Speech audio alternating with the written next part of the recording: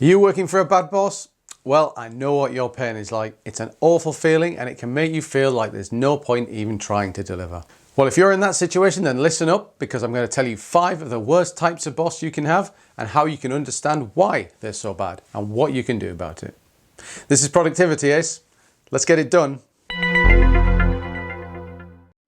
And remember, this is part 2 of a video series, so if you want 5 more types of bad bosses, yes, there are that many, then click this link here and go and check it out.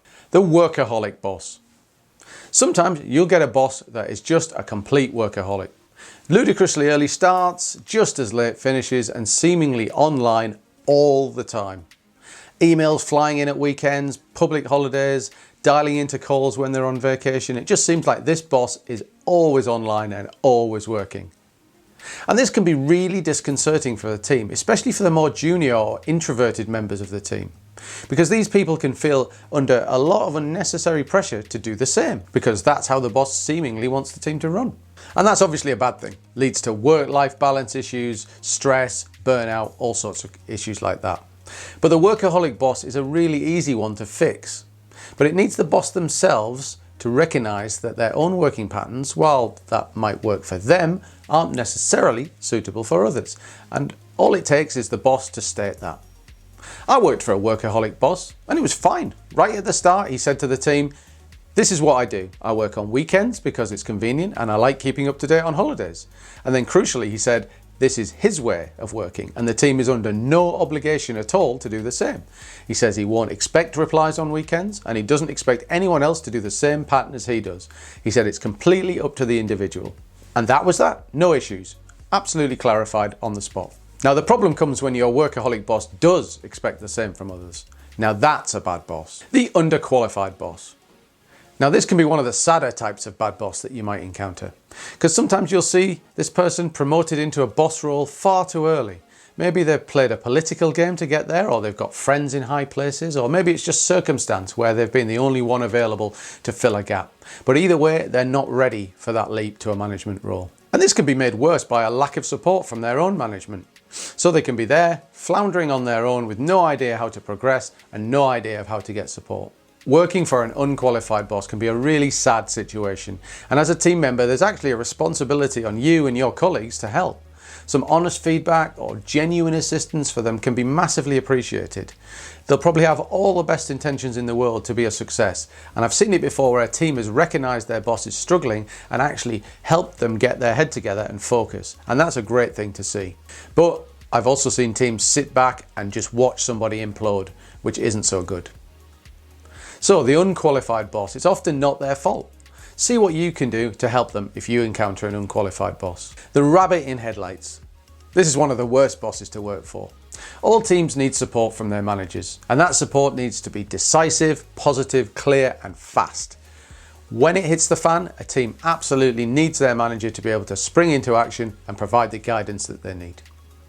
And this is where the rabbit boss really fails. When it's crisis time and the team looks to them, well, it's like a rabbit in headlights. The boss is paralysed with fear, paralysed with indecision, and then when they do make a decision, it's hesitant, slow, and unconvincing. Good leaders make decisions decisively and quickly. They don't always make the right decisions, but it can often be better to make the wrong decisions fast than no decision at all. And if they do make the wrong decision, they'll quickly make another decision to correct the situation and get things back on track.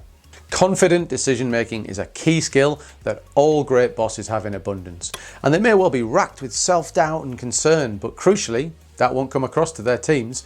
They'll be able to hide it all and present that air of confidence that translates to their team and gives them confidence as well. If your boss is a rabbit in headlights, then it's going to erode confidence in them, and before you know it you'll wonder if their mission is even worth following. The nepotism boss. Oh dear, this one is really bad.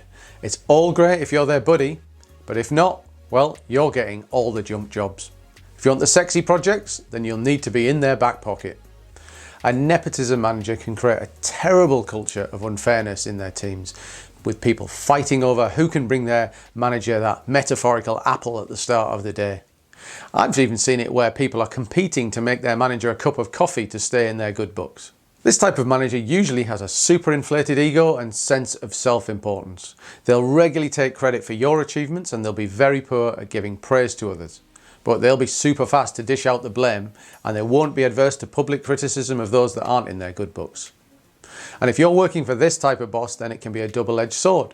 You might be the one benefiting from their nepotism, and it might end up being great for you, being great for your own career. That's a tough one. Do you roll with it and exploit the situation for your own benefit while you can?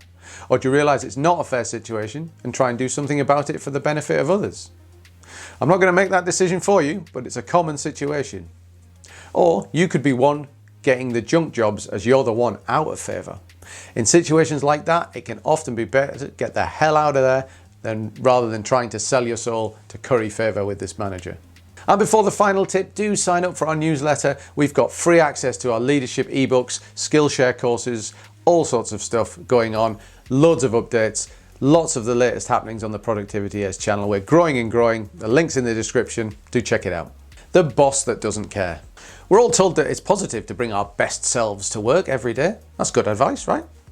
Well, the aloof boss barely brings any of themselves to work, and certainly not the best parts. This type of boss is the one that might have the ability, they may be great, but you can tell they just don't care. Work isn't important to them. They have no career aspirations. They don't want to self-learn. They don't want to develop their teams or their people. They just don't look bothered. And the problem here is that this aloof attitude can spread quickly to the rest of the team. If they don't care, why should you? Moving forward in our careers takes determination, drive and ambition. And that comes from a sense that you're working towards something that is important and meaningful. The mission of the company, the mission of the leadership, and that of your own manager has a really direct impact on the motivation of a team. We all want our management to care deeply about the results they achieve and the cultures they create in the workplace. But some don't. And while that doesn't make your job impossible, it certainly makes it harder. Being a boss is a hard job. And most bad bosses don't do it deliberately. It's often down to a number of factors such as inexperience, lack of confidence, lack of training, company factors, or even sometimes down to a team that isn't properly giving their manager enough support. So if you encounter a bad boss, then do try and cut them some slack, at least at the start. And if you're a really collaborative worker, then why not offer them some feedback and your willingness to help them develop? Everybody needs to develop, and certainly do managers. Of course, there will be the odd manager that won't deserve your help, but in many cases, it'll be a lot better for you and the team to try and help them rather than stand back and point fingers. And remember, if you're not a manager yourself, then you may well be one day. And in that case, you'll see just how hard a job it is. We got loads more great information about managing your team in this video here. So give it a click and I'll see you over there. Thanks for watching.